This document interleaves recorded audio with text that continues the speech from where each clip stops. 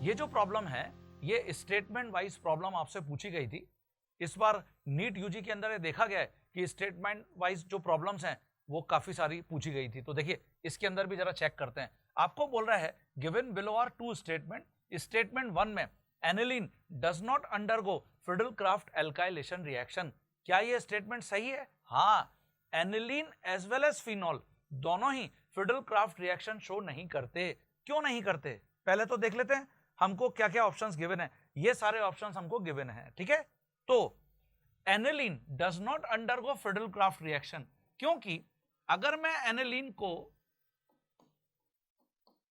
एक alkyl halide से react कराता हूं तो मुझे यहां पर साइमल्टेनियसली लुईस एसिड लेना पड़ेगा, और जो एनिलीन है वो खुद एक लुईस बेस है। ये इमीडिएटली इस लुईस एसिड के कांटेक्ट में आ जाएगा, और कांटेक्ट में आने से ये क्या करेगा, इस टाइप का एक कॉम्प्लेक्स बना लेता है। ये देखिए इट इज NH2 प्लस और AlX3-। ये देखिए ये जो कॉम्प्लेक्स है ये बेंजीन को क्या कर रहा है, क्योंकि नाइट्रोजन के ऊपर पॉजिटिव चार्ज आ गया, ये ऐसे नाइट्रोजन इलेक्ट्रॉन पुल कर रहा है, बेंजीन को डीएक्टिवेट कर रहा है। यही कारण है कि एनिलीन कभी भी फिडल-क्राफ्ट रिएक्शन शो नहीं करता है। फिनॉल में भी बिल्कुल सेम कॉन्सेप्ट होता है। अब स्टेटमेंट 2 क्या पूछा गया, aniline can not be prepare through Gabriel synthesis. It is very popular, Gabriel phthalimide synthesis. तो एनिलीन बनाना है मुझे, तो हम जो गैब्रियल थैलामाइड सिंथेसिस होती है उसके अंदर सबसे पहले इस टाइप का सॉल्ट बनाते हैं। ये देखिए ये सॉल्ट बनाते हैं, और फिर इसको हम रिएक्ट कराते हैं किसी एल्किल हैलाइड से।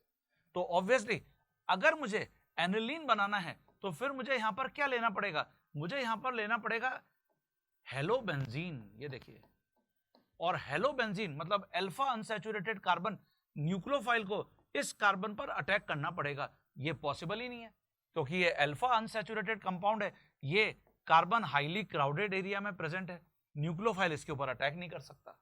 तो इसका मतलब अगर मैं हेलोबेंजीन के साथ इस सॉल्ट को रिएक्ट नहीं करा सकता तो मैं कभी भी एनिलीन नहीं प्रिपेयर कर सकता हूं गैब्रियल थैलामाइड से। यही कारण है कि स्टेटमेंट 2 जो है वो भी सही स्टेटमेंट है। We can not prepare aniline through Gabriel synthesis. तो statement 1 and statement 2 both are correct statement here. तो इसलिए आपको जो करेक्ट आंसर यहां पर देना था वो क्या देना था, फर्स्ट आंसर देना था।